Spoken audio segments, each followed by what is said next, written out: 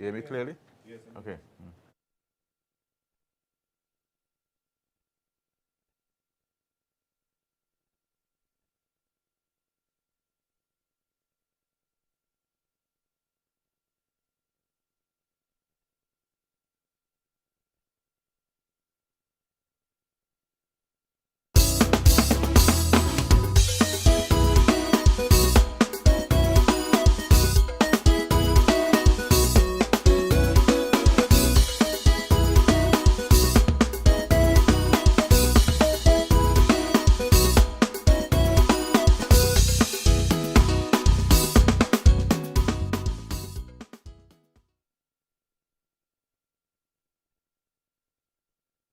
Anupali, I wish you a happy 42nd anniversary of independence. This year, the celebrations are subdued due to the impact of COVID-19. However, there is also much reason to celebrate, as together we embrace new opportunities and approaches to national development.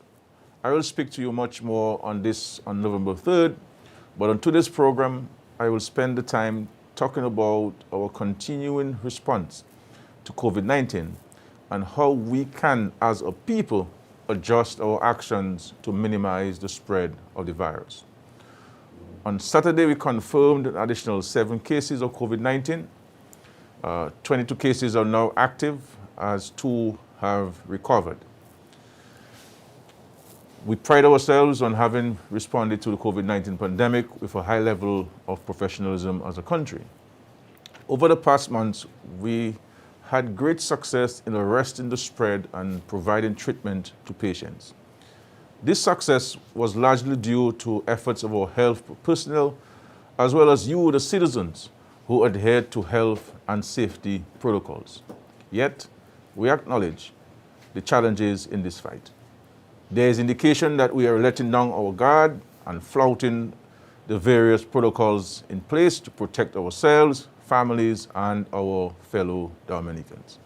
I am joined today by the Minister for Health, Wellness, and New Health Investments, Honorable Dr. Irvin McIntyre, who will update us on government's response to the pandemic and speak of how we can improve our personal approaches to help keep everyone safe. Dr. McIntyre, good evening to you. It's a rainy weekend. It is. But it has also been a very busy weekend for you as the Minister for Health, especially with regards to the recent cases on the West Coast. Correct. It has been, PM. A very busy weekend for us. How is the valley these days? The valley is going on pretty well. Lots of rain, 1 or 2 little slides, but we got that cleared up. So all in all, I think we're doing pretty well in the valley. Lots of activities going on, but at some other time I can deliberate on those for you. Sure. Now, we have had an increase in the COVID-19 cases. As of today, Sunday, we have confirmed 22 active cases now. Correct, 22 active cases. And the question is, though, what accounts for the increase in these cases?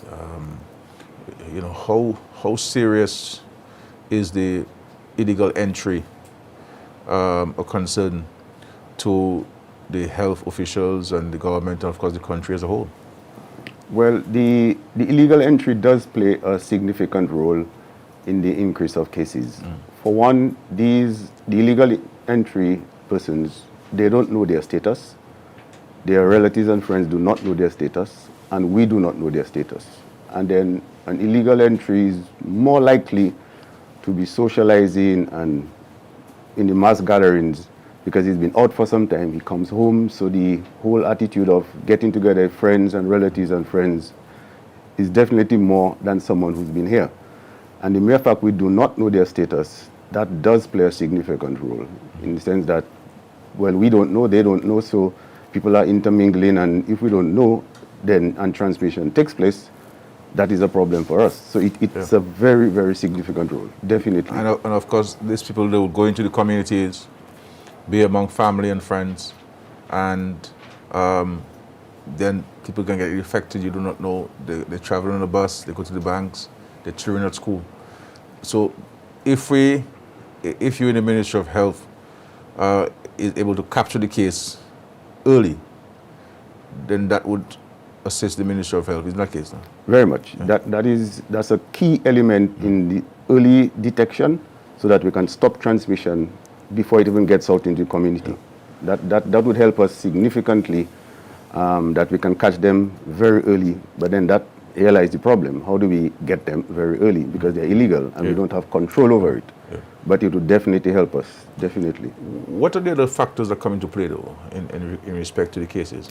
To a very large extent as well, our behavior. We sort of, whether it's the fatigue of being in quarantine for quite a while, or whether it's just the whole fatigue of having to have all these different health measures and protocols time and time again, day in, day out.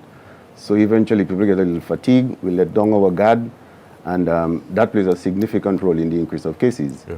Let alone that it's also the colder months, so the transmission of viruses, that's the flu season. It happens that way. And thirdly, we have to understand that it's the festival season. So there's a lot of mass gathering going on. So all these factors put together, whether it's illegal entrance, whether it's the dropping off our guard, whether it's the flu season, whether it's the festive season, they all contribute to an increase in the cases. So you're saying to us that you have seen a difference in our behavior as a nation now as compared to the initial days of COVID-19? Oh, definitely. In the initial days, PM, we had our mask, we were washing hands all over the place, we had wash stations in Roseau, we were actually walking around with alcohol in our hands and pockets. We were physically distancing, everyone was in line, 6 feet apart, and we did so many of these things correctly in the earlier days. That is exactly why we got the results in the earlier days. Now, you addressed the nation on Friday evening, and in that address, you indicated the decision to make the wearing of masks mandatory. How important is it for everyone to adhere to this decision of the mandatory wearing of the mask? Well, this is very, very important. This is one of the major limiting factors for the transmission of the virus. It's been proven scientifically, and in communities and societies where they adhere to the regular wearing of masks in public spaces, you have seen the difference. You have seen how it has cut down transmission, and all the science goes in favor of this. And this is what we did initially. So I think it's an excellent decision we have taken as a cabinet, so that we can make the wearing of masks mandatory in public places. This week, obviously, we'll go in for the whole legislative part on getting it done, the statutory authority. But I think it's a very good move we have made in terms of curbing our transmission and keeping us safe, definitely. Yeah. And of course, that goes along with the hand sanitizing and respiratory etiquette. Definitely, because one measure cannot do it all. We have to have, besides the mask wearing, we have to implement the regular washing of our hands with soap and water, minimum of 20 seconds. If we can get alcohol with 70% and more, that would even be better. And then let alone that, the physical distancing, the sanitizing of frequently touched areas, whether it's doorknobs, etc., even our workplaces to sanitize regularly. These are the things we can do, and they would all complement the wearing of the mask, so we can get the comprehensive response to transmission. No, Doc, the issue of the mask and its use, and its how long should one keep the same mask on, especially those that are made? Right. Now, the thing is, those that are made, preferably material should be cotton. And preferably should be 2 layers. If we can get to 2 layers of cotton, then we're almost sure that 80 to 90% we can keep the droplets out. So that for one, the material is important. Secondly, how we wear the mask and how we wear it, how we remove the mask, and where we keep our mask.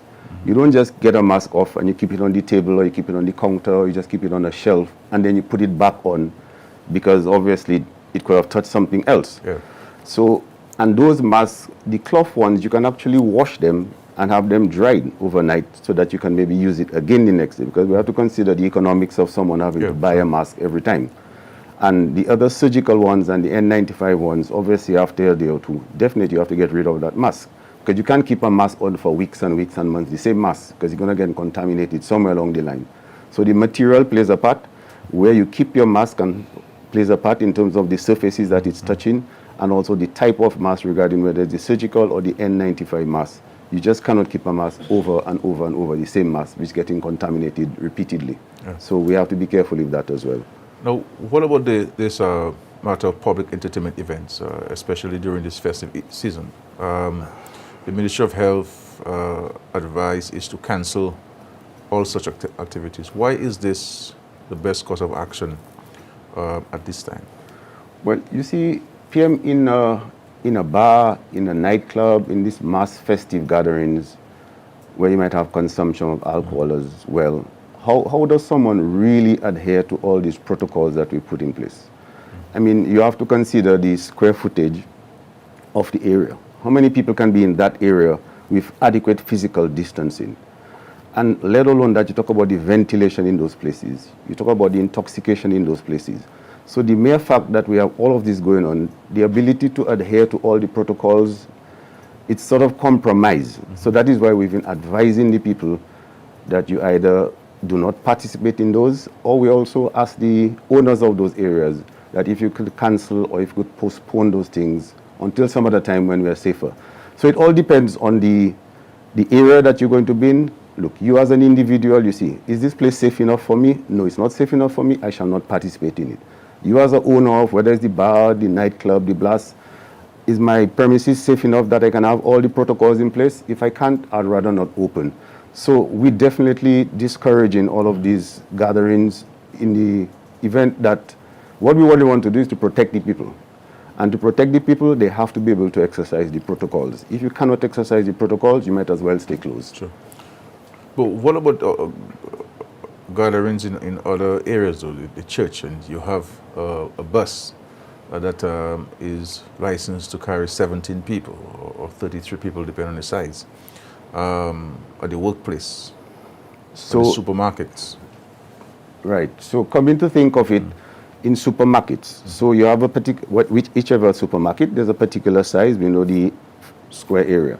So the owner of the supermarket on his own has an idea of his space. So how many people do I allow in my supermarket at any one time?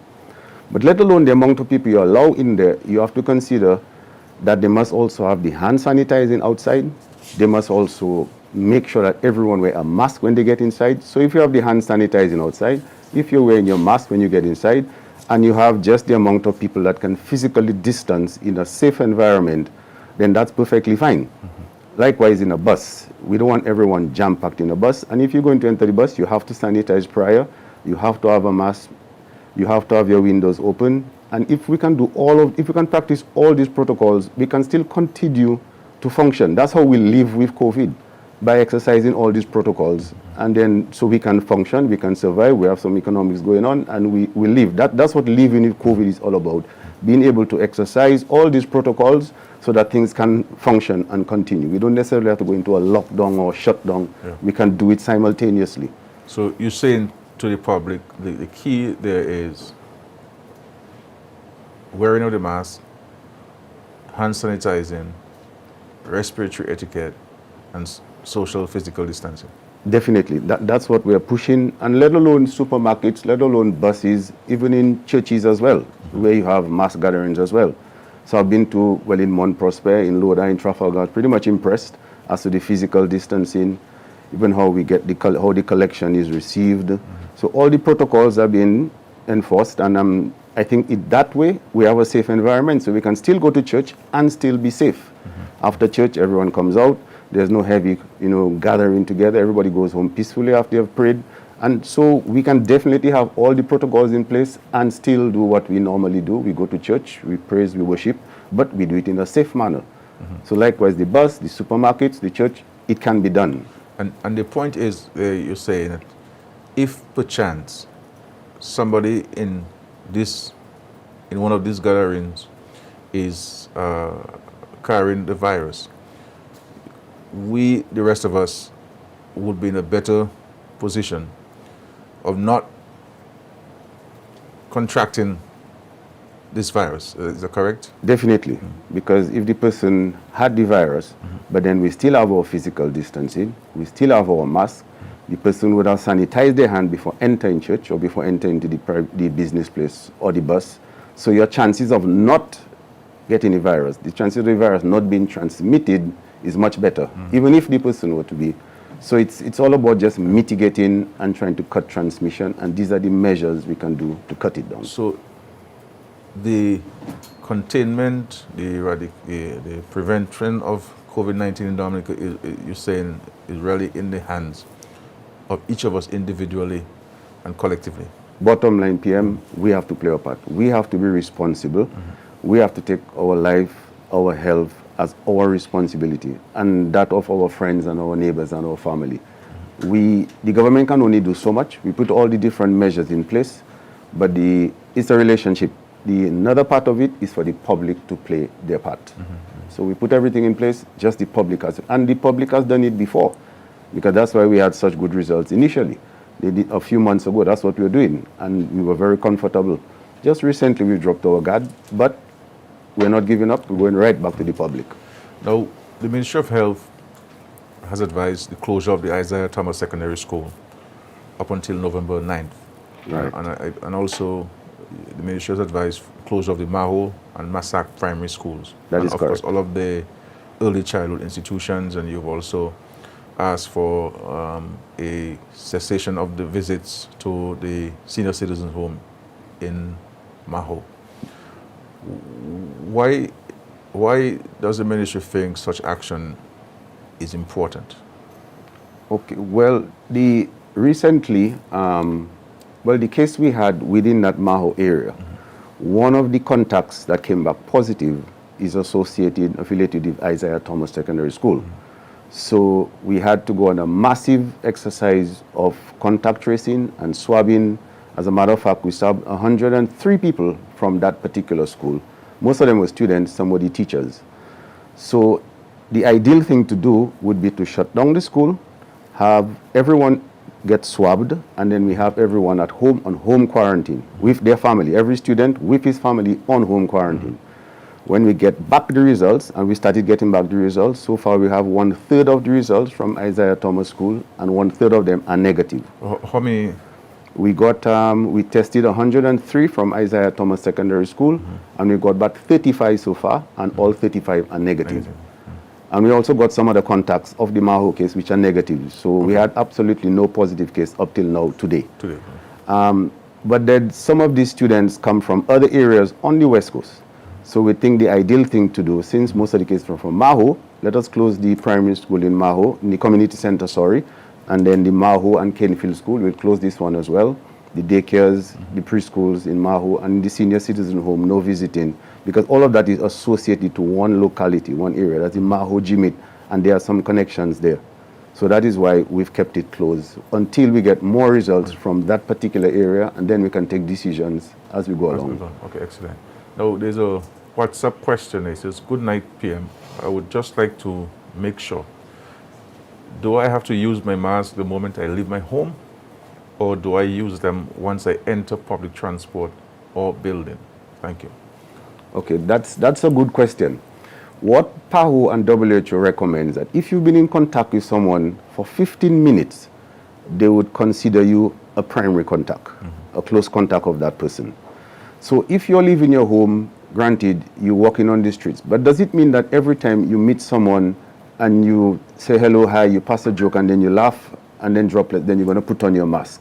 So sometimes the safer thing would be to put on your mask. Obviously, if you get up from your home and in your flower garden and you're alone, then you don't need to wear a mask. But if you're going to be bumping into people every now and you make a couple steps in rows, so hello, hi, you meet a friend and they want to come closer, and then they laugh, and then we shout and we share a joke, and then you're wondering, well, wow, we're just 2 feet apart and this person is talking to me that much. So sometimes if you're going to be just moving around, you might as well just play it safe and you just wear your mask.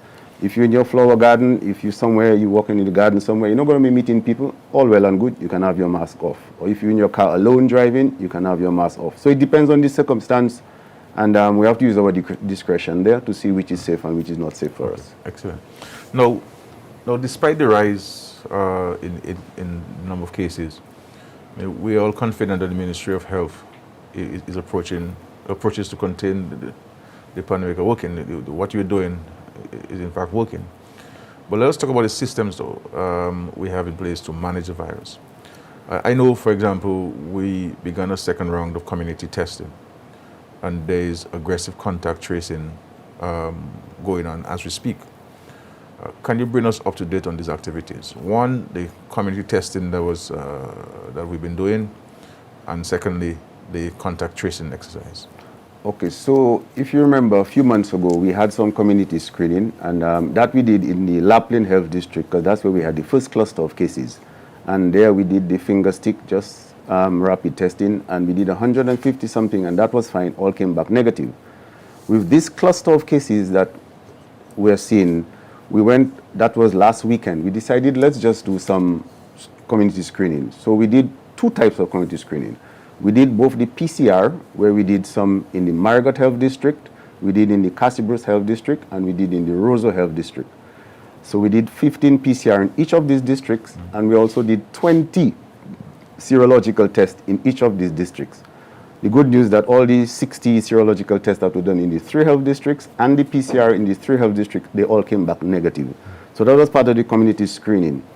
What this does, it gives us an idea of what's our status in the community. If we do serological tests and we get antibodies, we can say, well, most probably that person was exposed. So it gives us an idea of what's happening. Because we can't just be functioning in the dark. That's where community screen comes in. It gives you an idea of what's happening. So although you might not have an active case, but you can see in the community whether someone was exposed to it already. So that's been going on. Now, having said this, we're going to do the community screening this weekend, but it was Independence weekend, and we think let's do it after these activities, so to speak. So we'll do it this weekend coming. And what we're going to do is a series of PCR tests again, and then another series of serological tests. When I mentioned the serological test, actually we have the 5600 analyzer, a vitreous 5 analyzer. That could actually do up to 300 serological COVID tests in a day. Actually, it can do more, but because of the paperwork involved in filling out all the forms and all of that, we can do actually 300 serological COVID-19 tests in one day with our vitreous 5600 analyzer, which is an excellent machine we have at our lab. So that is going to be used in all of these serological screening that we're going to be doing this weekend. And it's an ideal time because it comes after festive season, in addition to the PCR test we'll be doing. So that will give us a very good idea of where we stand, our status in the community, which is very important as to how we move ahead and how we plan accordingly as to how we're going to have it. But that's in terms of the community screening. So the community screening we did, which health districts we did? So initially, we did some in Marigot, as I said, in Cassibros and in Roseau. We have the other districts because we have 7 health districts. So we completed these 3. We're going to do the other 4, and we'll even do some more in these areas because since we had some cases in Maho, so we're going to do some more in Maho as well. So we can cover the entire country, and we have a good baseline that we can function from when we move ahead in community screening. And as I said, in our case in Maho, the contact tracing, the case number 37 from the Maho district is the one that gave us, well, we got quite a few contacts from that case. And out of these contacts, 18 of these contacts were positive. So we got 19 from this total with the Maho area. But the contacts were 131 total from that case number 37. And that includes the 103 from Isaiah Thomas, because one of the positive contacts of that case is affiliated to Isaiah Thomas, as I was telling you. So that's the aggressive screening that's been going on, the aggressive contact tracing, and we continue. It's good that we haven't had any from Isaiah Thomas, as I mentioned, and we'll get some more results. But that's the whole job of the primary health care, the contact tracing, the swabbing, asking the people to stay home quarantine until we get the results, and then as soon as we get the results, we take action. It's an aggressive approach that we're involved in there. Now, what is your assessment of the operations at the ports of entry? Most of the recent cases were identified upon arrival in Dominica. I mean, is this an indication that the system is working? Oh yes, definitely. It does say that it's working. As a matter of fact, PM, the two clusters, one in Lapland Health District and the other cluster we have in Maho, Both of these are actually related to foreign. They have a travel history. And 99% of all our local cases can be linked to a foreign history. So it tells you that it's been working. That is why, if you can imagine all these people from high-risk countries and we don't catch them at the port, and they end up in the community and the society, well, that's it. We're going to be in trouble. That's why we have this community spread.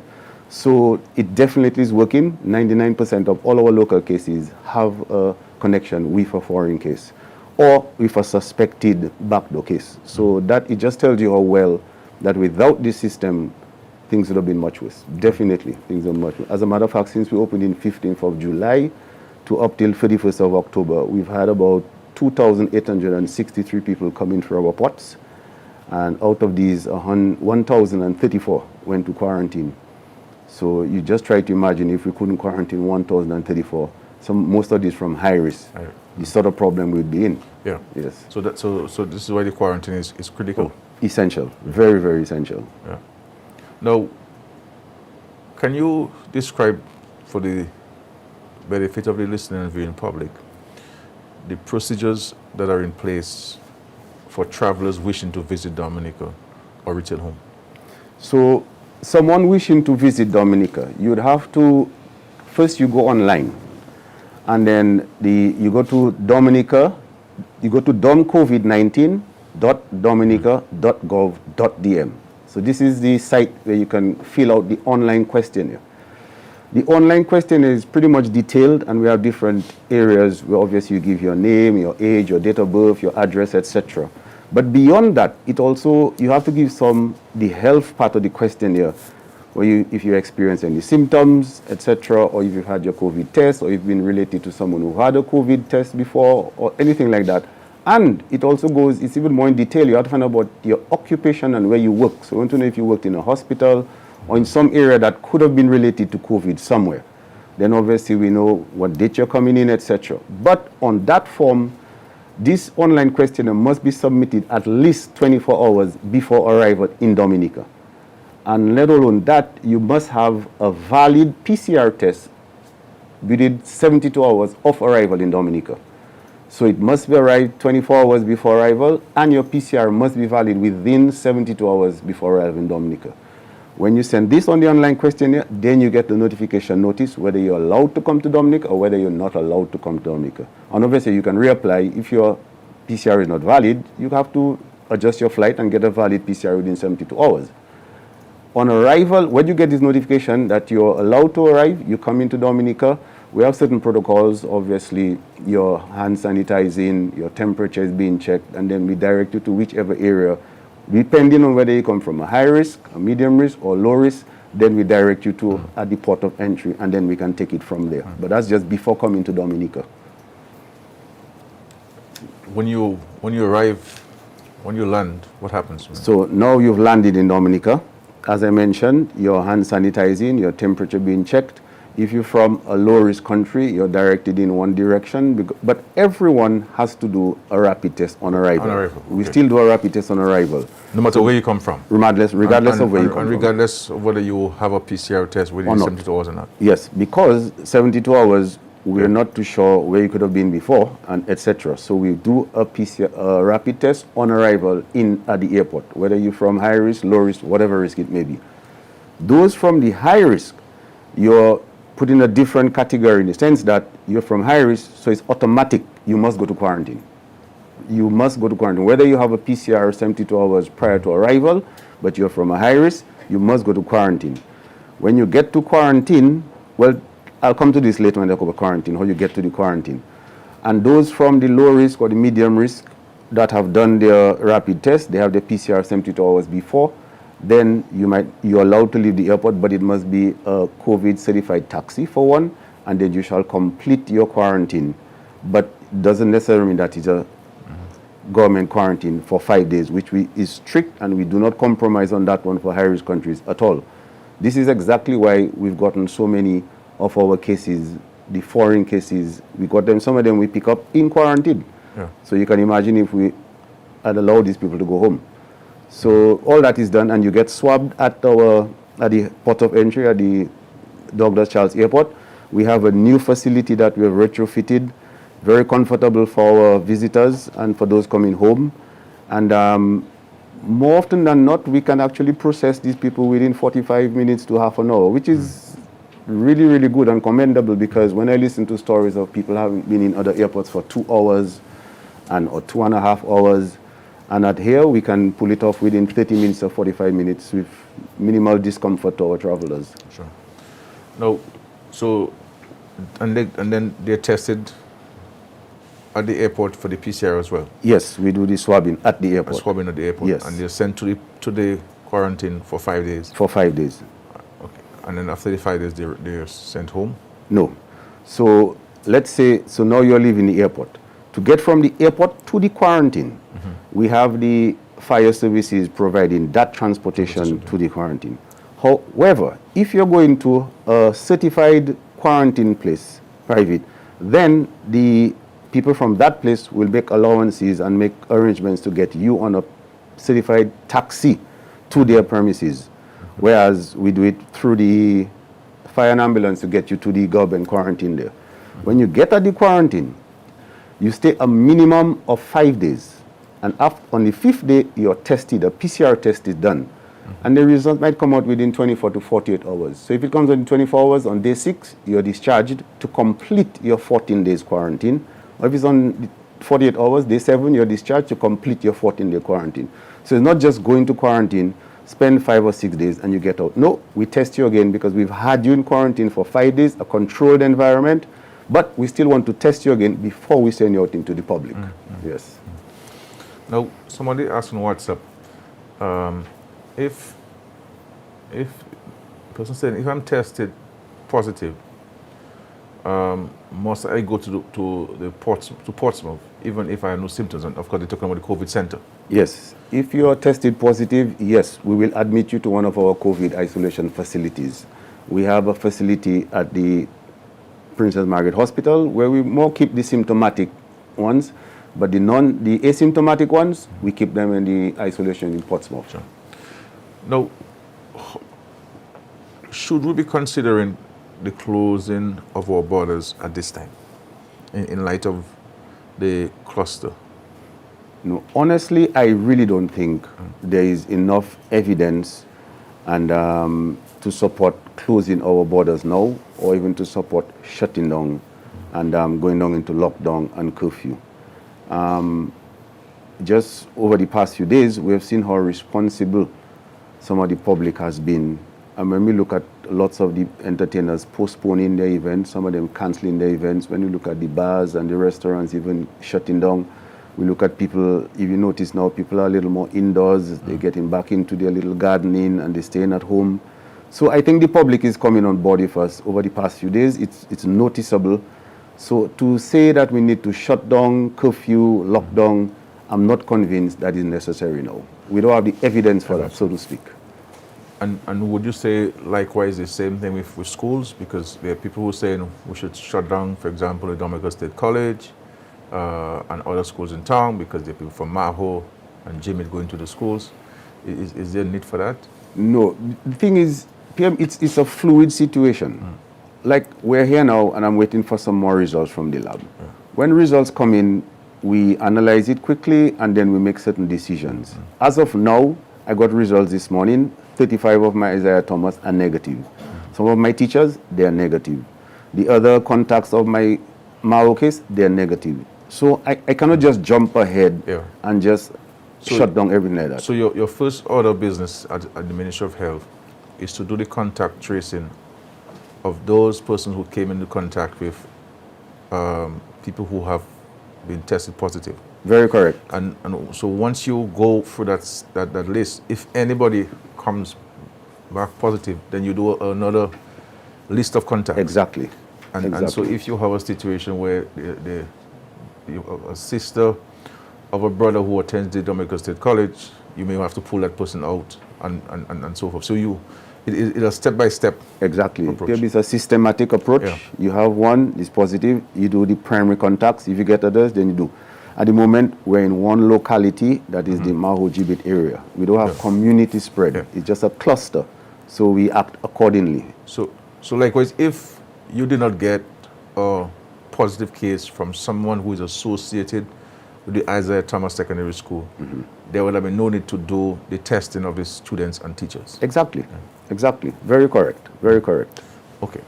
And so you're saying that from the Ministry of Health standpoint, at this stage, there's no need to consider closure of the borders and lockdowns and curfews. So what we've done a partial. The mere fact that we closed this school in Maho, and we closed Isaiah Thomas as well, and we also closed the Massac Cadefield School because some of the students from Maho go to that school. So we've handled it in that little locality.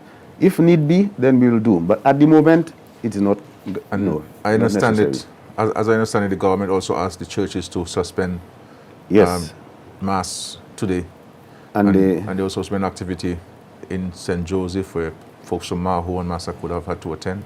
That is correct. As a matter of fact, they had the heritage service that was meant for St. Joseph, and the church leaders and the churches, they really cooperated quite a bit, well, in 100%, in terms of holding back both the Maho churches as well as those in the St. Joseph area.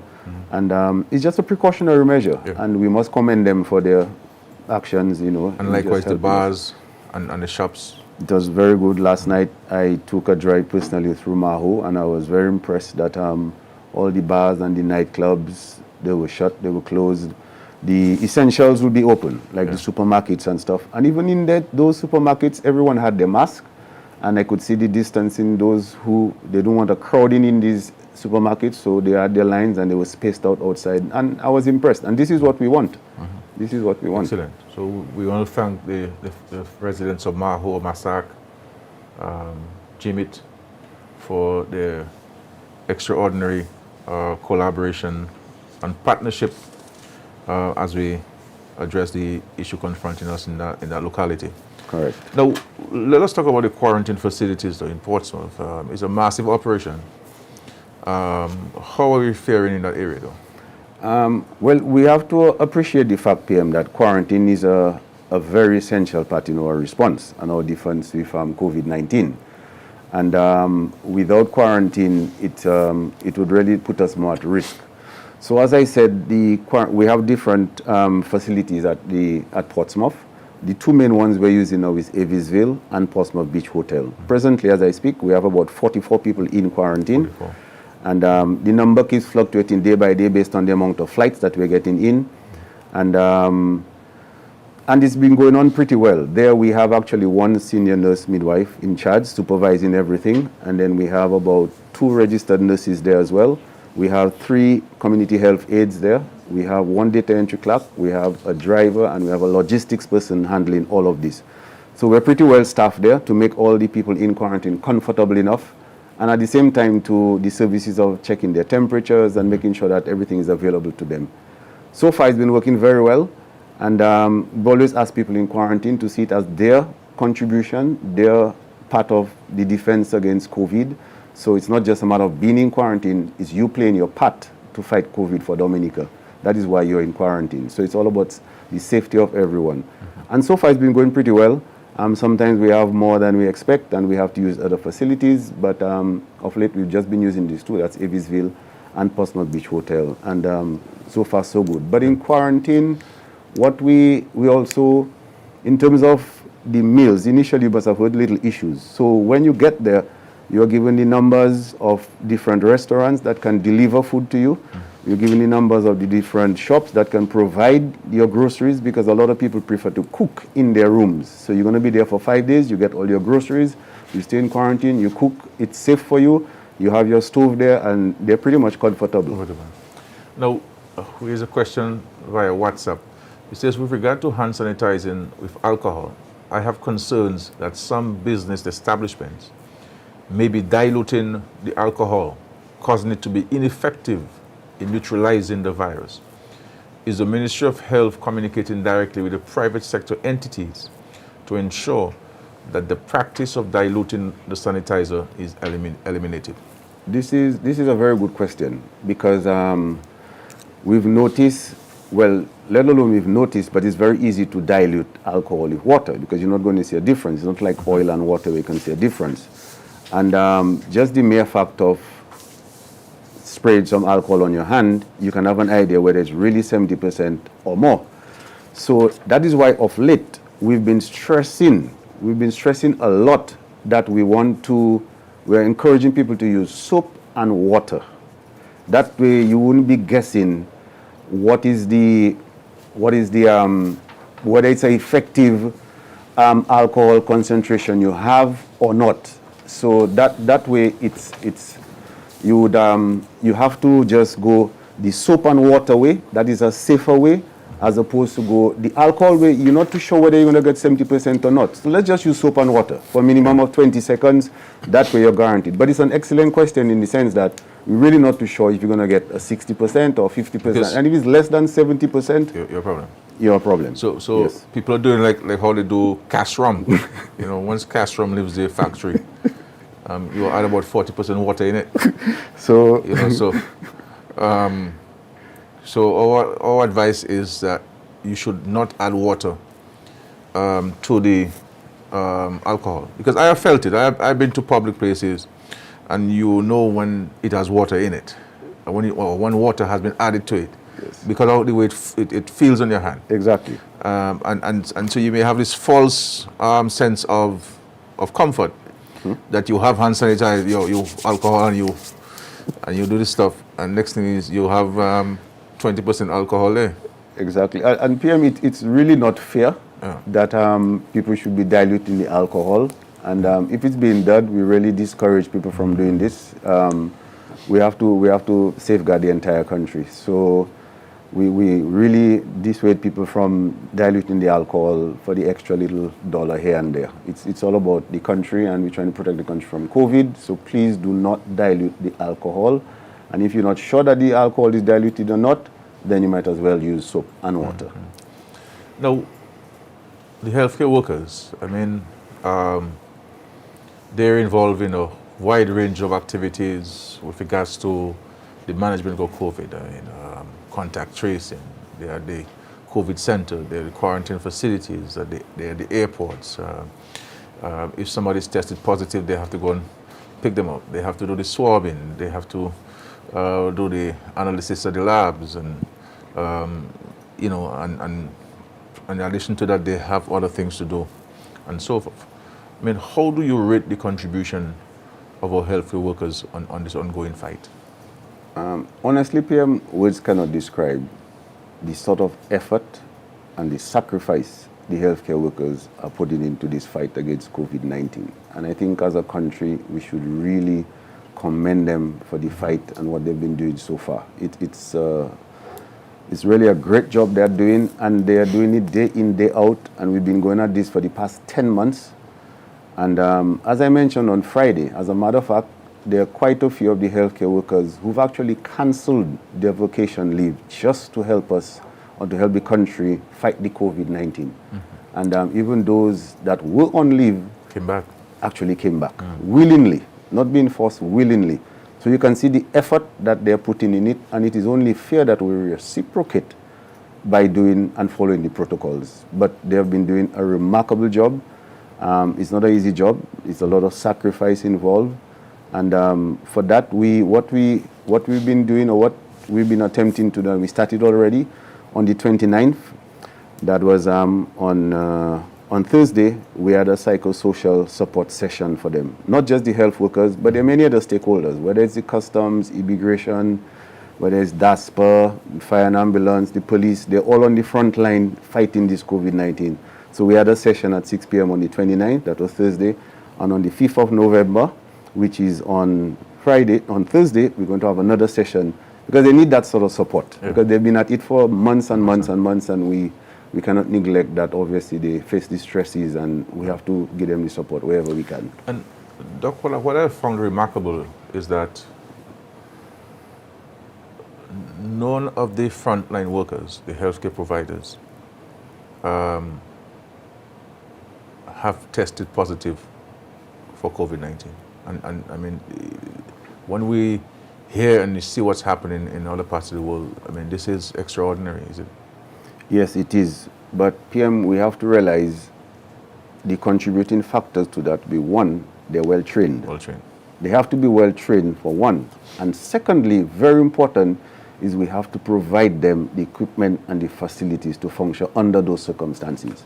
So if you're there, you must have proper masks, you must have your proper gowns, your shields, your goggles, all those different things, your gloves, because you cannot have healthcare workers in such an environment if they do not have the proper protective equipment.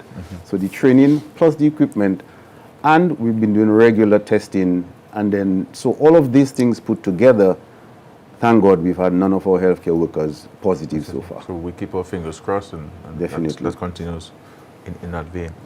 Now, we are fighting COVID. It is a full-time job now, 24 hours exercise, 7 days a week exercise, with a wide cross-section of the healthcare providers, part of this fight, this war. I mean, are you concerned about the stresses this is causing on the other aspects of health? Because we have to continue treating with diabetes and diabetic patients, with hypertensive patients, with cancer patients, with the regular clinics at the district level, etc., etc. Yes, it does put us stress on the healthcare system from different points of view. In terms of human resource, it does make a difference, because sometimes we have to keep transferring and reassigning our staff, our nurses and our doctors, because here out of the blues, like on just past on the weekend, we had to do this massive contact tracing. So immediately I had to call people from the Portsmouth Health District, Dr. Jeffrey and the others. We called from the St. Joseph Health District, that was Dr. Jajak. We had to pull in the Roseau Health District, and we had to pull in Dr. Amid. So right away we have a team just coming all together and to get to St. Joseph and to Isaiah Thomas to do all of this screening. So obviously that puts a little stress on the other services going on at the other health districts. But that's the good thing, the healthcare workers, they're just up to the job and they come. So in terms of human resource, it does put a little strain on the system. And but we keep adjusting, and it's good that we recently had some nursing assistants who graduated. So they have come in at a very good time to assist us with all of this contact tracing. And we're actually training a second set of community health aides. All of this help with the contact tracing and to help the services continue at the district level. So, but in truth and in fact, it does put a stress on the system regarding human resource. I mean, even regarding supplies, because now we're using much more supplies than we'd normally use in terms of gloves and masks and all of those ones. So that's a second area of stress on the healthcare system. And obviously the staff has to be there for quarantine and all the supplies for quarantine. And then even isolation. Since we have our isolation at the Princess Margaret Hospital, where we have a 6-bed capacity, and then we have the St. James Building 1 and St. James Building 2. St. James Building 1 has 28 capacity. St. James Building 2 has 19 capacity. We need nurses and doctors to handle those things. So we have to keep pulling. So it does put a little stress on us. But we've been doing pretty well so far. We've been managing, and it's all because of the cooperation of the healthcare workers. They've really come to the forefront. So you do have patients at the isolation unit at the Dominica China Friendship Hospital? Yes. So we have one patient at the Dominica China Friendship Hospital who is asymptomatic, but mildly symptom, nothing major. And then the other 21 at St. James Facility 1. The St. James Facility 2 is just a standby. It can accommodate 17 patients, but it's empty. So we just have it as just a precautionary measure. So it's all set up? It's all set up and ready to go. So if at all we were to get, as a matter of fact, now we can accommodate another 31 patients. 31. We have room for 31 patients besides what we have already. In addition to what you have? In addition to what we have. Okay. So, and not to cut you short, we are actually looking at another area. Not that we want to use it, but just in case we're going to fix up another area, we can put another 50 beds. So if we can have just another 50 besides the 31 available now, we're just thinking ahead, PM. Right. We're just thinking ahead. Right. Now, they show the vaccines. I mean, there are a lot of things happening globally on the vaccines from various countries. I know that you have been in touch with the Pan American Health Organization on the issue of securing some vaccines for Dominica. Could you apprise the public on this? So far, we've made arrangements that we can cover at least 20% of our population with vaccines. And we are still negotiating. So that's from PAHO? Yes, and then we are still negotiating another 50% to see how it goes along. Yeah. So we just thinking ahead, PM. Yeah. In the event that we have to, we start the process much earlier, so that we won't be left behind. Yeah, and the intention of the government is to secure 100%. 100%. Percent for the population. For the population. And of course, this will be a voluntary. Well, yes, it exercise, will be a voluntary exercise. But at least you will offer. Oh, definitely. It will be available, but it's voluntary. But we're going to make it available, so no one can say that it wasn't available to them. It will be there, but obviously it's a voluntary thing. So we're working with both the Pan American Health Organization and the World Bank. Yes. Yes, on one end.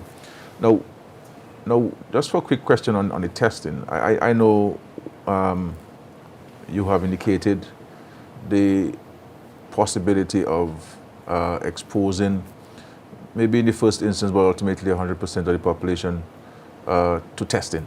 Correct. Are we working on this? Yes. So that is exactly why I mentioned the Vitros 5600 analyzer that we have. If we can, well, that's the intention, that we're going to start doing almost 300 of these serological tests in a day. The intention is to test as much of the population as possible. And also we have the PCR testing, which will continue as well. So we're going to continue testing as much as possible, whether it's with the serological or with the PCR, so we can get a real broad section of the community, so we know where we stand, and that's the intention. Testing is key. Testing is just key in all of this there. Now there's a question there. It says, many of the workers at the DCP factory are from the Maho area. Can Dr. Mack tell us whether the Ministry of Health has been liaising with the management of that facility to ensure the safety of those workers? And is Dr. Mack satisfied that the majority of bus drivers are taking the necessary precautions to prevent the spread of the virus? Okay, so since we had all these cases in the Mao area, as I said, there's a format and a system as to how you do contact tracing. Yeah. So someone has to be in contact with the person for at least 15 minutes, and then we can consider, well, maybe this person is a primary contact. So you don't just go and just put a blanket and just test everybody as a contact in Maho. There's a format and there's a system. So if you are a contact of one of these positive cases and you happen to be working at DCP, we would ask you to stay home, quarantine, and we would have swabbed you and you have tested you. Just like, I'll give you an excellent example. The person at Isaiah Thomas who came back positive and related to Maho, that is exactly why we had to close Isaiah Thomas Secondary School. So if I have somebody who is a positive contact and is related to somebody with the DCP, then I would have to deal with DCP the same way I deal with the Isaiah Thomas Secondary School. So there's a format as to how we do those things. Then regarding the bus, obviously that is why we've been asking the bus drivers to comply to all the protocols and the measures, which is what I mentioned earlier. Obviously, I'm not satisfied that every bus driver is complying to those protocols, but that is where we're starting. That is the responsibility we have to take. So we can also educate each other. We can also talk to the bus drivers. It's not just the Ministry of Health to talk to the bus drivers. And we've been engaging them, and of late I've been seeing a difference. We just have to continue the health education and the public outreach to just make sure that all the bus drivers can comply. But we've been going to them, we've had meetings with them, we've given them posters, but we have to continue. We just have to continue. And I don't think it is necessary for us to point fingers at individuals or groups of individuals who we think may not be doing it. It's a matter for all of us, each of us, to take responsibility to ensure that we are following the guidelines. Definitely. And to assist others in doing likewise. Correct. And so if you're traveling on a bus and you enter this bus and nobody's wearing a mask, you have a choice. First, you should let people know, folks, we should all be wearing our masks. Mm-hmm. If they refuse, then you have a choice to take the other bus to go, and you let the bus driver know, I'm not coming in the bus because of that situation. So I think I want to caution us against placing that responsibility on the part of the minister or the government or the health officials. I think each of us must have this individual responsibility. But to assist the country and to assist each of us in being better citizens, there has been a decision based on advice to make the wearing of masks mandatory. Before it was one of moral suasion, one of suggesting to us that we should wear a mask and giving us reasons why it's important to wear a mask. But recognizing that some of us may not necessarily be in the majority in terms of not wearing a mask, but one person not wearing a mask could be one person too many. Correct. And so we're trying to facilitate this thing. It's not really a punitive thing per se, but really to protect ourselves from a health standpoint. That is correct, PM. So it just boils down to the fact that we all have to play our part. So let alone the contact tracing, as I mentioned earlier, that if it has to, that we have the primaries and then we extend it in a systematic way. Even the workplaces, that is why I also mentioned earlier that sanitizing at the workplaces, the frequently touched areas, the mask at the workplaces, the physical distancing at the workplaces, all those things have to play a part. We can only give the recommendations and put the protocols, but the business places have to play their part. And training, we are free, the health promotion unit, we are available to train the staff of any of these institutions. So anybody needing our assistance in training, yes, we are prepared. As a matter of fact, we were doing a training today of some of our NEP supervisors who can also train the other NEPs. So we are busy training people and we are free. You can contact us anytime at the Ministry of Health and we'll be willing to carry out the training for you as well. And I've also seen Dr. Maga, the ministry, and I want to comment the ministry on that, has been using local personalities to assist in the public education, public sensitization. How is that going? And you're very correct. As a lot of the entertainers, people might relate better to persons that they know, persons that they have seen with, whether it's the entertainers or the performers, whatever the case may be. So we've been using a lot of them, and they have come good. We've had people we had the Benji, as we know him, from Triple K. We have Triple K as a band itself, Carlin XP. We have Colton P. We have so many of the artists, even DJs, DJ Median, and many of them are coming together, and they're just putting out their little videos just to guide people as to the protocols, what we can do, how we can protect ourselves. And it just shows you how it's it's an all-inclusive attack we have on COVID. And that's the only way we can fight COVID, if we all play our part. And it's great that the performing artists and the entertainers are coming and assisting us with the health promotion aspect of it. So that's very welcome.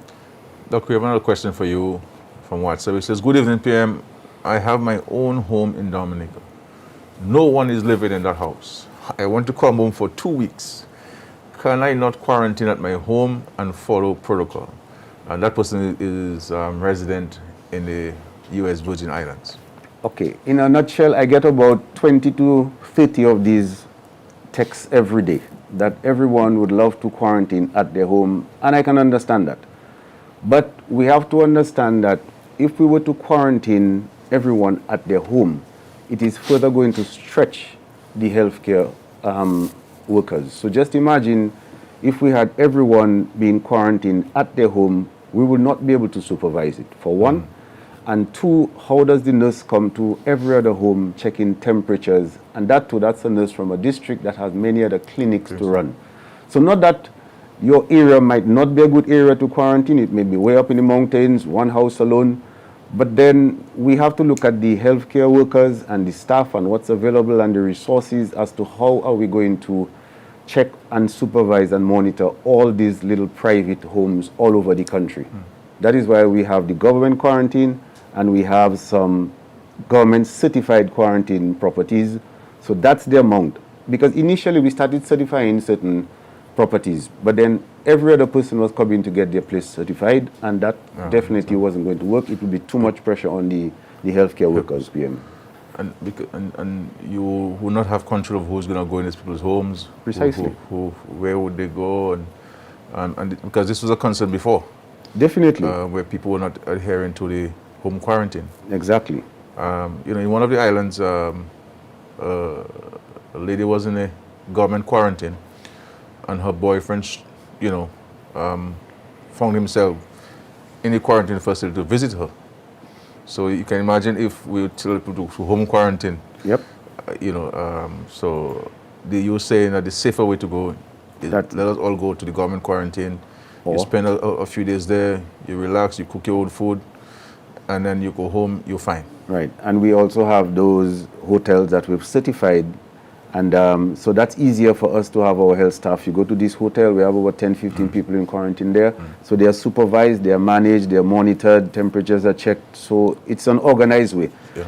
I can understand people might want to, their home might be an ideal place, they're alone, but how do we monitor this? How do we know who came to your home, whether you left your home? Because some people might not be as disciplined as others. Yeah. While you might think, yes, you'll stay home, but what about those that won't stay home? So we have to think of the bigger picture.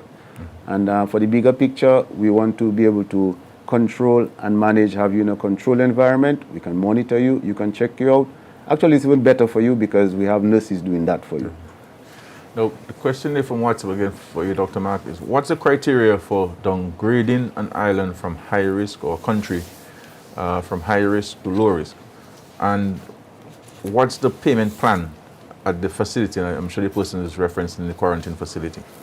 Okay, so I'll give you the payment plan. The quarantine facility, first of all, we have the PCR test. The PCR test works out to be 100, if you're going to be at quarantine, it's 100 EC or $40 US for the PCR test.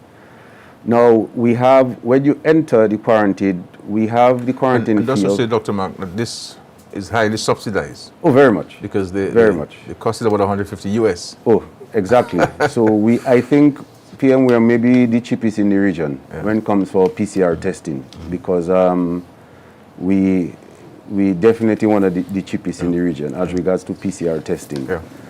Now, coming to the other costs that we have here, the quarantine facility, the day one we have 280, that's EC, or 105 for each additional night. But for day one, remember, we have to sanitize the room. Now, sanitizing the room takes a bit of, it costs something to sanitize the room. So, but that's a one-time sanitization taking place. So the sanitization and the accommodation for the first day would be about 455 EC. And then any additional after that is 105 you add to it. So generally, on an average, somebody would spend maybe 5, 6, 7 days. The bill would come out to about 1,100, 1,200. That is for the quarantine area. To answer the second question as to how we put a country in a particular risk category. So let's say for low risk. Low risk would mean only sporadic transmission. And then secondly, the COVID trend should be downwards. Thirdly, the daily COVID cases should be less than 100 for population more than 2 million, or it will equal to or less than 6 for population less than 2 million. If you're in medium risk criteria, then you have a community transmission, but not sustained. That's medium risk. Or you have a COVID trend leveling off and daily COVID cases between 100 to 500 for populations more than 2 million, or 6 to 10 for population less than 2 million. And if you come from a high risk, the high risk criteria would be sustained community transmission and upward trend of COVID cases, and a daily COVID case of more than 500 for population more than 2 million, or more than 10 for population than 2 million. So there are different criteria for low, for medium, for high, and based on that, we can put countries in different categories, and that is what we have done. Okay. Now the question on WhatsApp, it says, good evening, PM and Dr. Mark. Would you consider using traffic police officers to walk about the city of Roseau to check that bus drivers are complying with health protocols? And again, I don't want I do not want us to believe that, you know, every bus driver in Dominica is a truant. You know, I don't want us to target bus drivers per se. You know, all of us must wear the mask, and not only bus drivers. But I will put the question to Dr. Mark. Well, the mere fact that we're making masks in public places mandatory, so obviously there can be some monitoring of this by the police. But apart from that, also, what the training that was being done today was what we call PEW. That is the Protocol Enforcement Wardens. So we're going to have people going around through the community, not only in Roseau, and not only in the other towns and villages, in every little community, encouraging people to wear their masks, to do their physical distancing, to wash their hands. So it's not like a policing where we're trying to penalize everyone. We want people to do it voluntarily. It has to be part of your daily action. That's what living with COVID is all about. You have to learn to do it. Obviously, we'll try our best to enforce it and to encourage people to do it. But we would hate to reach a stage where you have police all over the place trying to be harassing people to wear masks. We as our own, we should just know that we have to wear our mask. Yeah. And that's what we're trying to do. So it's the responsibility of us, the people, to do it, to wear our mask. And we'd hate to reach a stage where we have to be policing people to wear a mask. Although we're making mandatory, but we're putting the ball right into your court. You have to do what's best for you, your friends, your loved ones, your family. Very good response. And of course, Dr. Mark, the final question to you, that the Ministry of Health, the government, as we all know, can only do so much to manage the virus and to minimize its spread. How important, I know we've referenced this evening, but how important is personal responsibility in this fight? PM, personal responsibility is of prime importance. That's number one. And it even goes beyond COVID. It's just for your whole general well-being and your health. Whether it's COVID, whether it's diabetes, whether it's high blood pressure, whether it's inactivity, whether it's obesity, whether it's poor nutrition, you have to take responsibility for your health. It all falls right back on you. We cannot do it for you. The Ministry of Health is doing everything possible, whether it's in terms of human resource, whether it's in terms of supplies, whether in terms of isolation, whether in terms of quarantine, putting all the different measures together. But at the end of the day, the Ministry of Health cannot wash your hands for you. The Ministry of Health cannot put on your mask for you. The Ministry of Health cannot have you physically distanced and all of that, those different measures. You have to do it for yourself, for your family, your friends, your loved ones, as you said. That's the bottom line. It all falls back with us, the public, every single, including me, to play my part. Sometimes I might have little lapses and then my son reminds me. I say, oh yes, I have to do it. So everyone must play their little part. And so while we do our part as the Ministry of Health, we are pleading to the public, please assist us in assisting you. That's the bottom line. So you have to play your part. You have to adhere to the protocols. And that way, I think, well, we've been getting the results that we wanted so far. We can continue to get those good results. But you have to assist us to assist you. Any final words to the public, Dr. Mark? The final word to the public is that I know it's a different lifestyle, having to have a mask and having to be sanitizing all the time. But the point is, it works. It works. So as much as it might be distressing to you and you'd really want not to have a mask, not to be physical distancing, sometimes you forget to wash your hands, but you know what? Hang in there. It's a long road, but you just have to hang in there. You have to persevere. You have to just some more dedication and some diligence in carrying out all these protocols. And if we do it, the science has proven it. We've proven it in the past. That's why we had a good result in the past. So let us continue. I know it's not an easy road, but we don't have a choice. We have to sacrifice, and this is the sacrifice we are making here today. Well, so of course, Dr. Mark, a lot of people, especially ladies, are treating the mask as a fashion statement these days, which is good. Which is good. Because they're wearing it. So, if you don't want to wear this one I'm wearing, and the one Dr. Mark is wearing, you make your own. It matches your dress. It matches your tie.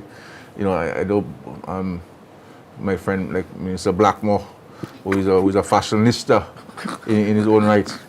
And Austria, I know Austria has some guaya bearers, and they came with the matching mask and so on. So you saw a lot of that during the Creole Day. Correct. So people need to wear it. If you want to make a fashion statement, great, but it also helps protect you. Yes. So PM, that's just how it just shows you how people can, diversify a little bit and try to get a little comfort within the protocols. Mm-hmm. So granted, it's a mask, but as you said, make your mask a fashion statement, and that way it takes out a little bit of the stress. It's beyond just the mask now. Yes, it's something like a fashion statement. So it makes life easier for us if we look at it that way. And, So we have to find means and ways of and sometimes just making a little joke when you meet a friend, you say, just wait 6 feet. So it's, we make a little fun out of it, but we actually staying 6 feet apart. So we have to learn just to, to implement all those different measures without stressing out ourselves too much. Yeah. And at the end of it, we have to see the bigger picture. Why are we doing all of this? Once there's a motive and a purpose, then it becomes much easier for us to do it. Yeah. Now, can you recap the numbers for us, Dr. Mark, where we stand in terms of the number of positive? So presently we have 57 cases we've had 57 cases of COVID, and then out of these 22 are active. We've had 0 COVID deaths, which is good news for us, and a total of 35 have recovered. In terms of the number of contacts under investigation, we have 144 under investigation. And in terms of persons in quarantine, as I said, we have 44. And we've cleared 476 contacts. Totally, we actually done 4,765 PCR tests. And the number negatives are 4,708. So just to recap, we have 22 active cases, but our total cases so far has been 57. We've had 35 recovered, and we've had absolutely no deaths. Okay. Excellent. Well, I want to thank Dr. McIntyre, our Minister for Health, Wellness and New Health Investment, for this very extensive and informative update on our situation with regards to our fight against COVID-19. I want to thank him on behalf of all the citizens of Dominica, and of course I want to thank the healthcare professionals and those on the front line for their national service. Without them, we would have had a serious challenge. The folks at DASPA and the Customs and Immigration Department, all of you who are playing your part, the Fire and Ambulance Service, the police, etc. So, Dr. Maka said we have 22 active cases. We've had no deaths. They continue to do contact tracing in the ITSS and the Maho Jimit area. He got back 45 results today from the ITSS, from students and staff.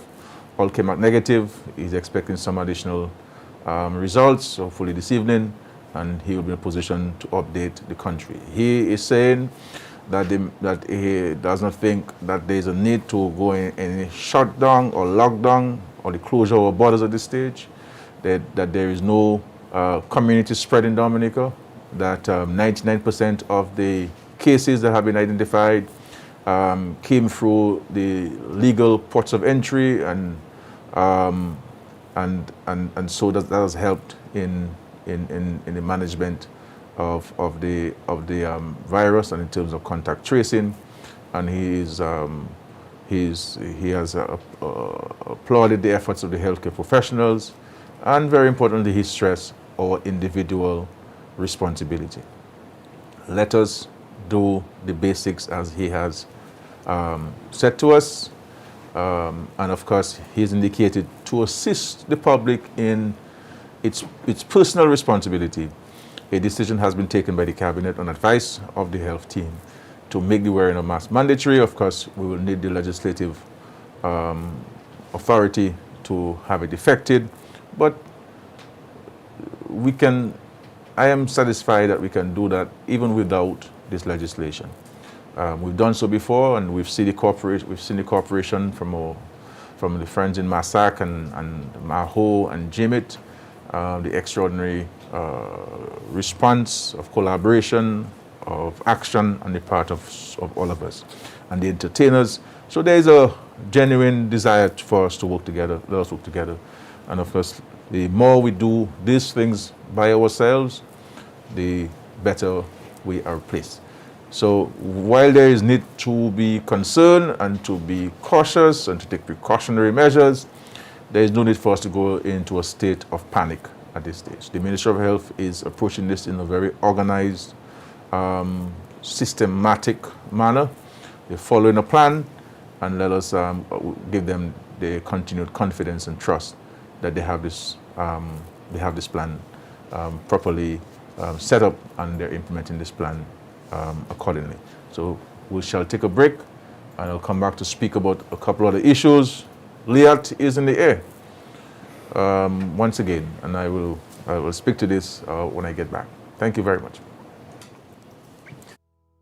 Dirty hands are everywhere. They touch everything. Light switches, telephones, doorknobs, desks, remote controls, computer keyboards, and countertops.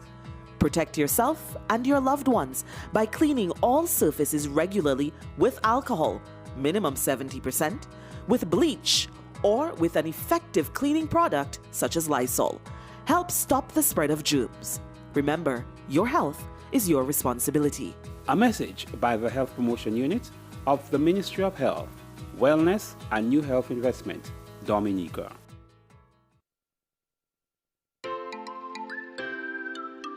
Social distancing means solidarity.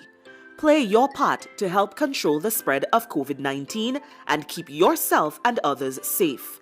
Limit social gatherings. Avoid crowded areas like bars and restaurants. Keep 3 to 6 feet away from each other. We may have to stay apart, but we're all in this together. A message by the Health Promotion Unit of the Ministry of Health, Wellness and New Health Investment, Dominica.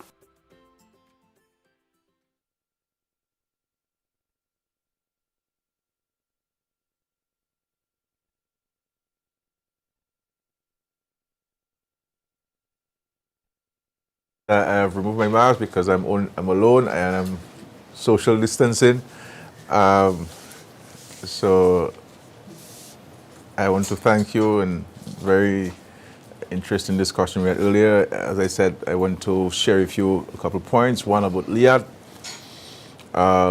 Made its first flight today to Dominica from Antigua and Barbuda. I think it is an important development.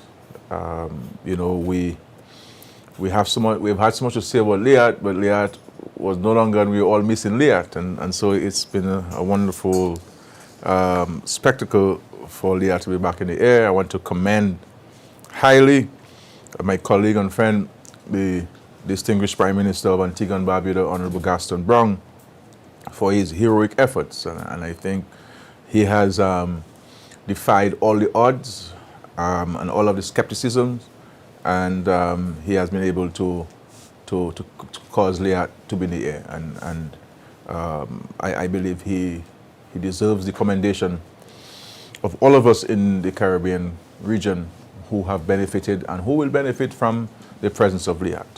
We will certainly be part of this. We're looking at a couple of options.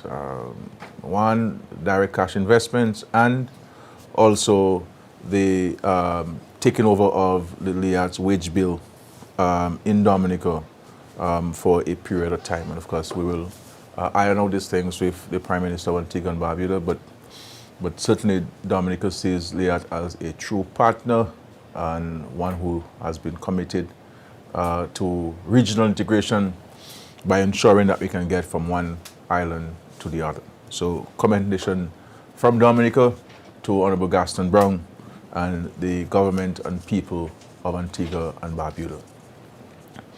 We had also the Dominica State College commencement ceremony this past Wednesday. A number of students graduated with various associate degrees and even BScs. And so I congratulate the graduating students. I remember my days at college, both as a student and as a lecturer, that really it was a handful of people graduating, but now this is a massive and major ceremony with so many people in different fields graduating from all walks of life in our society. And this, it speaks to the efforts that we have made as a nation, as a government, in allowing for improved access to education, but not only access, but the means of taking advantage of the access. You could have access, but nobody taking advantage of it. But we provide both access to education and also the means of taking advantage of the education by having free tuition or no tuition for students, and plus, in many instances, assisting students with transportation to and from the Dominica State College. So I am happy for them, and I urge them to continue to look towards excellence and their determination, maintain a determination to achieving their dreams and aspirations. This is a wonderful wonderful time for them. The 3rd November, as you know, there will be the ceremony, the National Day observance ceremony, as we've always had it, just that it won't be at the stadium because of the pandemic, and we are having it in a much more reduced ceremony at the conference room of the State House, where we'll have a limited number of people in attendance, but the whole country will have an opportunity to be part of the ceremony via the live broadcast on television, on radio, and Facebook, and et cetera, et cetera. And we will have the bestowing of honors and awards, national awards, by His Excellency the President, to a number of deserving Dominicans who have contributed to our country's development in a number of fields. And we have Mr. Lennox Lawrence for legal services and the public sector.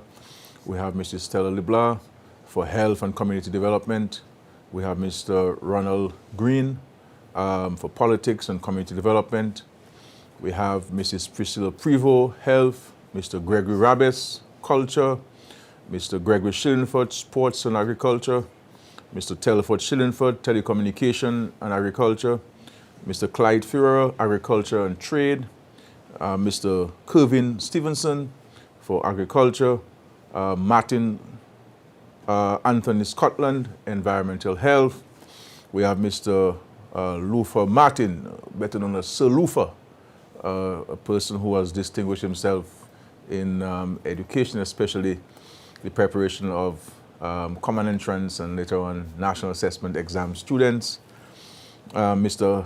Andrew Dura for tailoring, Mr. Timothy Moyes, education and culture, Ms. Sonia Felix, community upliftment and altruism, Mr. Mervyn Alexander, education and community development. So these are the people who have been selected this year for the national awards, and we congratulate all of them and we thank them for their service to the Commonwealth of Dominica. We will have community day of service. We can social and physically distance community day of service. I know people will say, well, no FET, no this, and so no community day of service. You know, I know people making a joke, so I'm making a joke as well. But we will have community day of service, and the hope is that we can use that day to clean our surroundings, you know, do some debushing, clear the culverts, the drains, cut the overhanging trees, plant flowers and other trees to beautify our communities. So if all of us who have swipers or brush cutters, who have cutlasses, you know, a dump truck, a backhoe, all of us, you know, a bobcat, you know, all of us who have these things can contribute to the day, that will be wonderful. You know, let us all come to make a contribution to our country's development. We are having some rain, but we're keeping eye. You know, there has been some overflow of some of our ravines, so we have to exercise caution and precaution.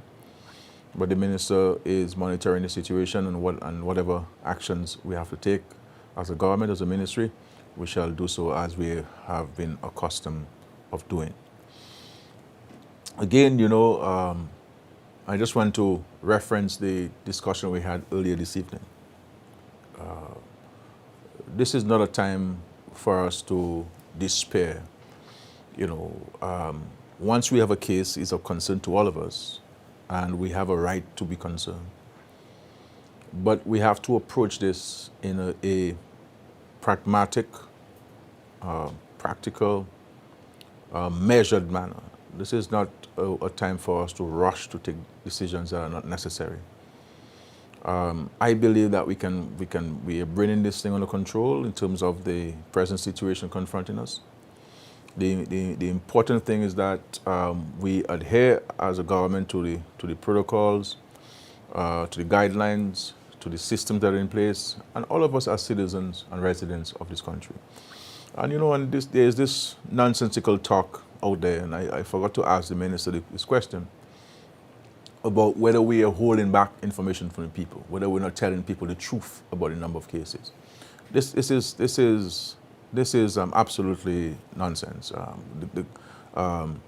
There's no need for us to withhold any information from the public. We give you all of the information that is available.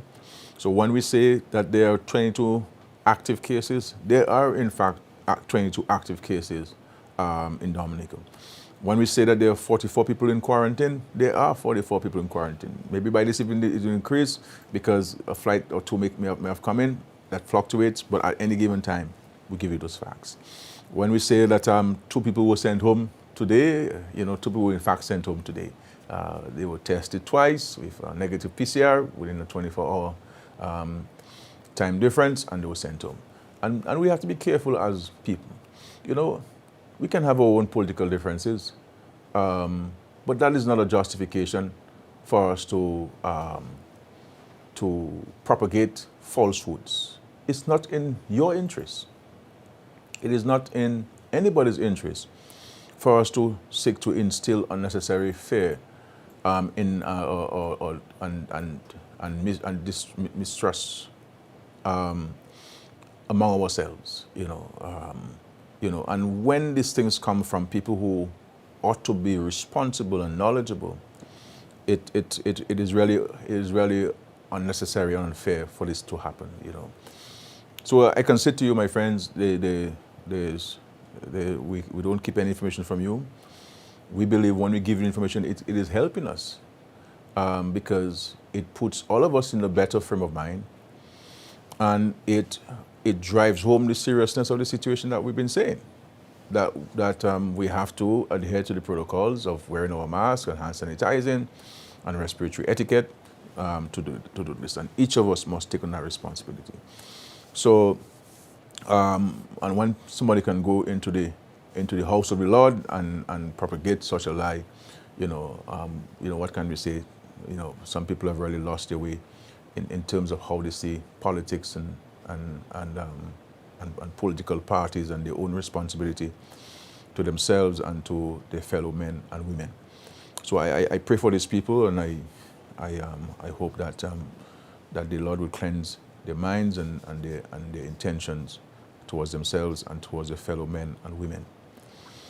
We have schools have been going on for the last several months, and thank God no reports of any issues. I want to thank the students, the parents, the teachers, the Ministry of Education, the minister, for all the efforts. And this is the point.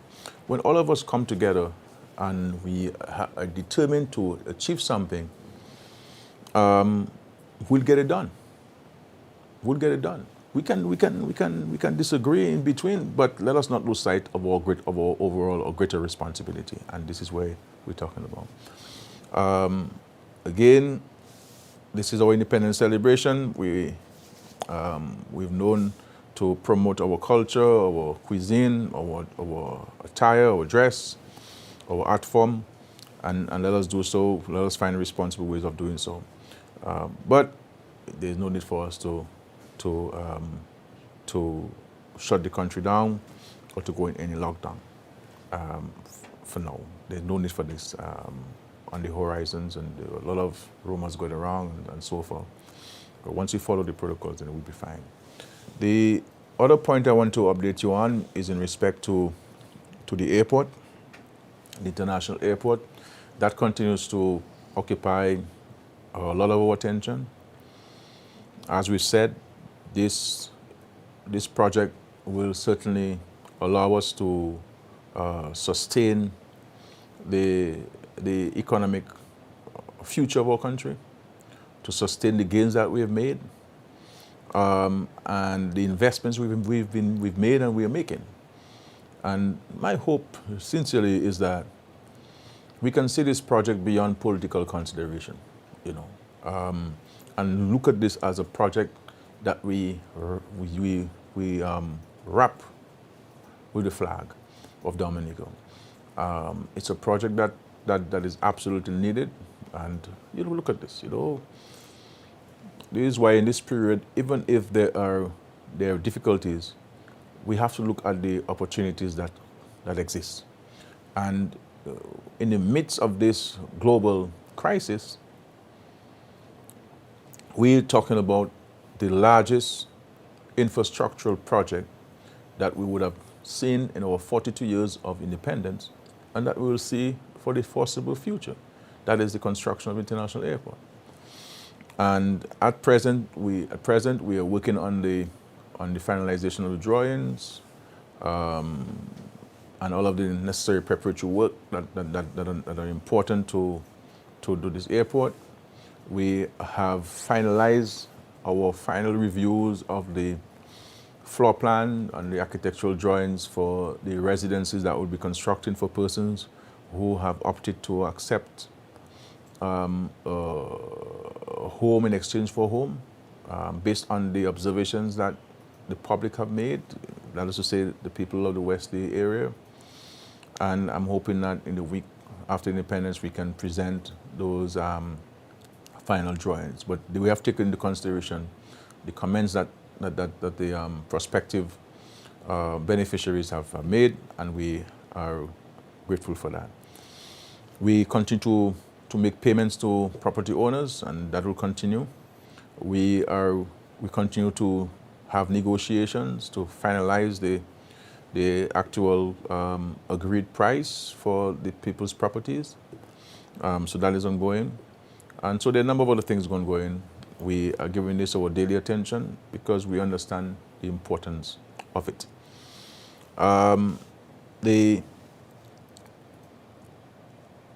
In respect to the East Coast Road, as you know, we went to Parliament last week to pass a number of measures in Parliament. One was to increase the provisions of funding for the DVRP, some $35 or so million that will go towards the East Coast.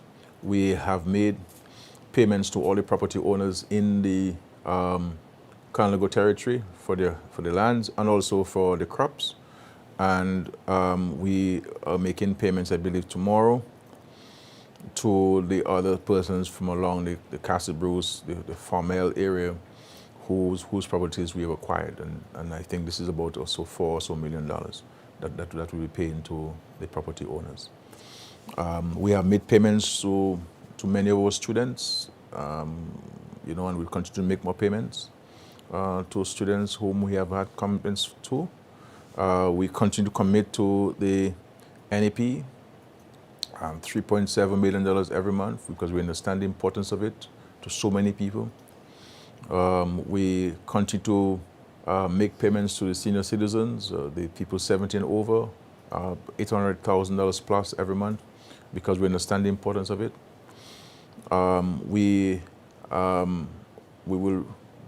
continue to assist people with their housing. I know there's some people who are complaining about the leaks in their homes, etc., etc. That will certainly continue. So all of these things are being done in the midst of this crisis, in the midst of this challenge, and so let us, as I keep saying, let us not look at the cup half empty, but look at it half full, and to see what we can do, what we can contribute to causing it to get to the brim and overflow. I will end here, my friends. This evening, as you know, I am preparing for 3rd November, and I have some tightening up to do. Plus, I have a super busy day tomorrow, so I will end early tonight. Am I hearing people crying? It's ending too early, no? So one of the topics I'm going to be speaking about after independence, and so prepare yourselves for this, is the issue of Dominica's population. I think I need about 40,000 more people in Dominica. And I am concerned about this one child per home that we have in Dominica. Back in the days, when we had no roads, we had no school, we had no this, we had no that, people making 17 children. And you have big people now, a little child in the house, and if a big house, So we have to fix that, you know. Left to me, and people say this is a one-man state. Sometimes I wish I had a one-man state in this country because, yeah, I would just, by proclamation, declare that every family should have no less than 5 children in a home, you know. But we need people, you know. I know people are preoccupied with a career and studying and master's degrees and PhDs and all these things, which all these things are fine. But in between, you can make a child. We can have two children, you know. I know of couples that had 2 children in the same year, you know. So we really have to. I need for us to have a discussion on this. What kind of policies can the government put in place to encourage people to have more children? But we certainly need 40,000 more people in this country. You know, we build all these schools, we build all these health centers, all the hospitals, all the housing, roads and water, you know, and the sheer cost of this thing. If you have to go for the cost of bringing water to a community and you look at the economies of scale, you know, the sheer cost of building a community center or playing field or basketball court, and you have to look at the economies of scale, how many people are there, the cost of a road. I mean, Dr. Mack was just on. I mean, we spent how many? $15 million in Cochrane. I could give everybody 300,000 in Cochrane, and Cochrane will be empty, and I put everybody out, and I have some change left. But so, how many people are in Cochrane? We need to increase the population there. In one prospect, we spend about $5 million just to stabilize the slope, just to shelve it. You know, I mean, so we have to look at these things, and you know, our primary schools are, you know. There's one village, I don't want to mention it, you know, last September gone, only 1 child registered for primary school. You know, how do you sustain a primary school like this when you have 1 child in grade K? So let's get your questions ready. I'm giving you advance notice on this. And when I look at my own village in Vekas and so on, I always joke with my guys, if all my partners in the block and so on in the village, I keep telling them, if each of you give me 1 child in Vekas there, my brother, the school full, you know. I mean, I trained people in Vekas primary school. Now, I mean, when I was at school, I mean, every class was occupied. You know, we used the home ec classroom room as a classroom. We used the library as a classroom. And back in the days, you had grade 7, and you had Form 1, Form 2, and Form 3, you know, programs, and we had over 300 people. Now, I mean, you have what, 30 or so students in a big school, you know, and so on. So we need people. We need people in Dominica. So some of you out there, you know, have one little child. You tell your husband and tell your wife, man, I mean, you're not reading there tonight. It'll make something happen. People gonna say, well, I'm just scared reading tonight, boy. You know, thank you very much. But in this life, we have to smile, we have to laugh, we have to joke. Even in the midst of these challenges, with a cooler head, you can address the challenges much better. Thank you very much, my friends. God bless you. God bless our country. Let us pray that no damage is done by this rain. And we look forward to the celebration of our 42nd anniversary of independence. We have this challenge, but I think the Ministry of Health, as far as the Ministry of Health is concerned, they have it under control. It is left to us to assist them to have the thing under total control. And I'm very confident and very pleased with the efforts of the Minister and the Permanent Secretary and the wonderful people in the Ministry of Health. Thank you very much, my friends. Good night, good evening. See you very soon. Thank you. Dirty hands are everywhere. They touch everything. Light switches, telephones, doorknobs, desks, remote controls, computer keyboards, and countertops. Protect yourself and your loved ones by cleaning all surfaces regularly with alcohol, minimum 70%, with bleach, or with an effective cleaning product such as Lysol. Help stop the spread of germs. Remember, your health is your responsibility. A message by the Health Promotion Unit of the Ministry of Health, Wellness and New Health Investment, Dominica. So here I have my fish, which I put into fillets, 4 fillets. and I have put it in a brine of salt, lime, and water. So what I'm going to do now, I'm just washing the pieces over to make sure that I get rid of all the brine. I've cleaned out the fish and I've got it all ready for me to add my seasoning. So here I have my washed fish and I'm going to season it. Put a little bit of lime, a little bit of salt. I just love this sound of the cracking of the freshly ground black pepper. Some thyme. I'm going to put a little bit of thyme and I'm going to put my garlic as well. Just a little bit of parsley and I'm doing as if I'm washing it. And I'm going to add something which most people don't know is what the real Creole people use. That's my clove essence. So now I'm going to get ready to cook. I'm putting in some oil, not very much. As soon as it starts to bubble, I'm going to add my onions which I've sliced and I'm also going to add some tomatoes which I chopped. Not a very high fire, you actually have to use a low fire. You have to make sure that all the tomato juice dries up by the time you put your fish in. And at this stage, what I'm going to do is open up so that I can put in my seasoning. So I've turned up the heat and I'm going to put in the seasoning peppers now. And then you cover the pot very tightly and that's called touffee. You touffee it and it makes its own water. Okay, I'm going to open the pot and just turn over the pieces. And when you've turned all the pieces, you put it back to cook for a few more minutes. Last two things we're going to add is the hot pepper, the hot water, and some thickening, which is just 2-3 teaspoons of flour in a container with a little bit of water, and you mix it and you add it to it to give it a thickness. And that's it. So there you have it, your couillon poisson.